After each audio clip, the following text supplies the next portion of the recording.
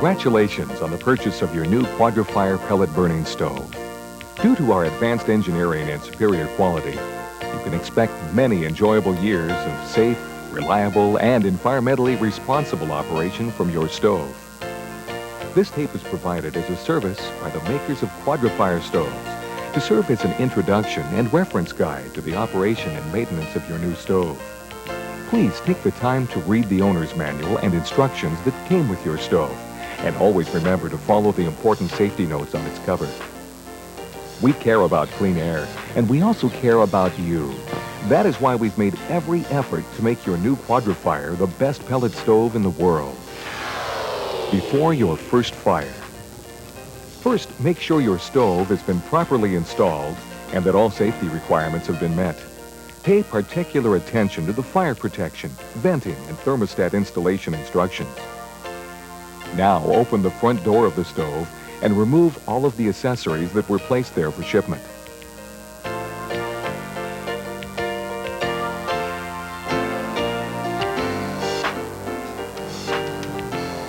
Remove all labels that are affixed to the glass. Check the position of the thermocouple and make sure that it protrudes approximately 1 inch into the fire pot. It may be necessary to slide the thermocouple and protection tube into their proper position. Now, close the front door.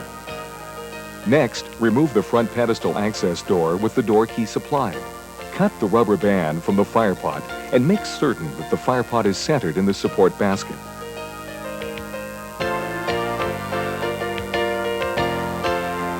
Unwrap and insert the cleanout plug into its pre-formed location in the fire pot.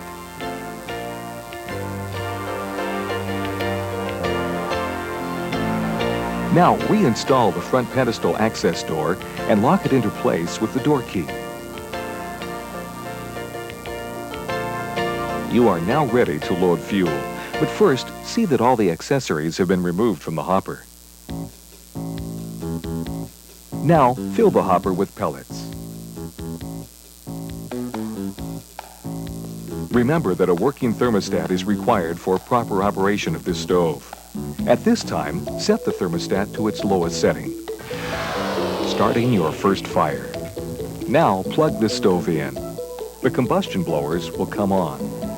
Even though the thermostat is not calling for heat, the combustion blowers will stay on for approximately 6 minutes. This is normal. Next, adjust the thermostat to its highest setting. The red light next to the restart button on the right side of the stove will come on. This will indicate that the thermostat is calling for heat. The fuel feed system and the igniter are now turned on. Note, the feed system will not run when the front door is open. For your first fire, it will be necessary to press the restart button once at approximately 2.5 minutes from startup, and again at 5 minutes. This will fill the feed system and allow the stove to light. During each ignition cycle, it is normal to see some smoke. The smoke will stop once the fire starts.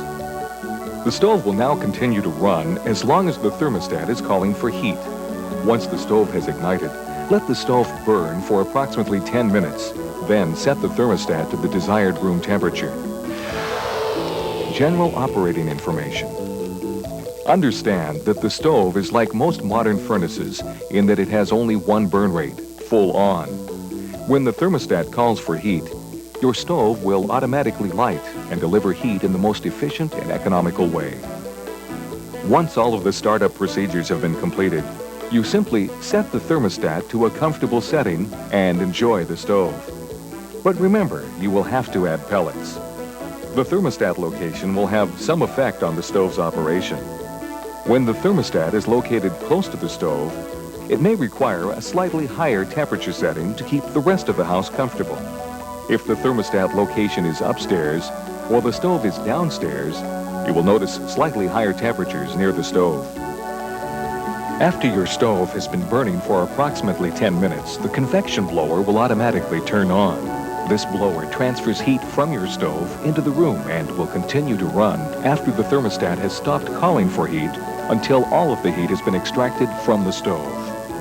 Occasionally, the stove may run out of fuel and shut itself down. If this happens, the red light will be on. To restart the stove, Fill the hopper and press the restart button next to the light. When you press the restart button, the red light will go out, and when the button is released, the light will come back on. You should see a fire in about 4 minutes. If not, press the restart button again. General maintenance. How often you should clean the fire pot depends upon the type of fuel available in your area. The fire pot should be cleaned at least once a week. It takes very little time to clean the fire pot. To clean, begin by turning down the thermostat, letting the stove cool down. Then unplug the stove. Now remove the front pedestal access door and remove the cleanout plug from the fire pot base.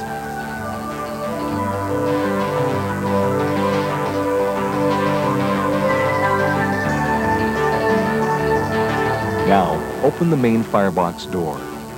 Using the 1-inch putty knife provided with your stove, scrape any ash and debris down through the ignition hole located in the bottom of the fire pot. It will fall out through the cleanout plug hole and into the ash pan that sits under the fire pot.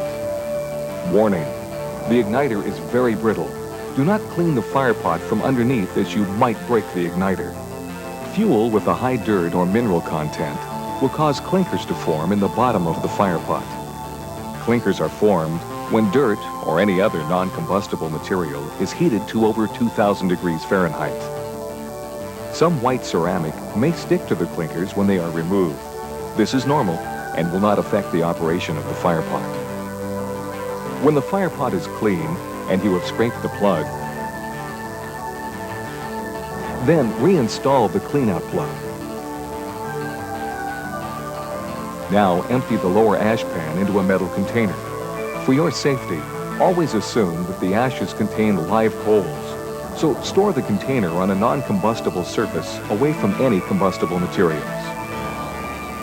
Replace the lower ash pan and close the lower access door. If you so desire, now is a good time to clean the glass.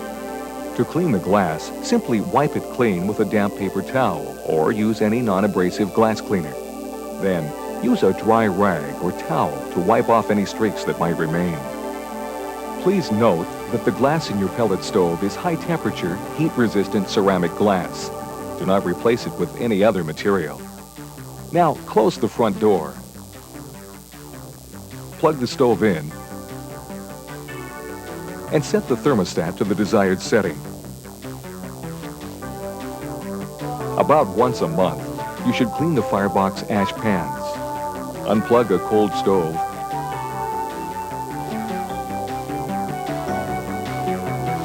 and brush all ash from the flat surfaces into the ash pans.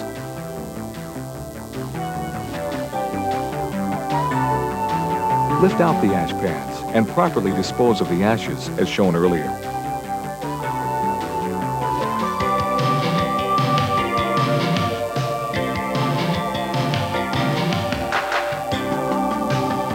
Replace the ash pans and plug in the stove again. You should also periodically inspect the heat exchangers to see if they need cleaning. Here again, the frequency of cleaning will depend upon the type of fuel you use. Please refer to your owner's manual for cleaning instructions. Depending upon the quantity and quality of fuel that is used, you will need to establish a periodic maintenance and service program with your Quadra fire dealer. Again, please refer to your owner's manual for more information. To review, your new Quadra Fire 1000 pellet stove is the most technologically advanced unit available today.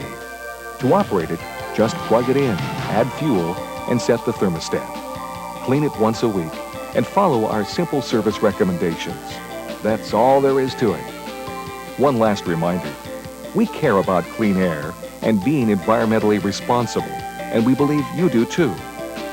We have designed Quadra Fire stoves to be the cleanest burning stoves in the nation.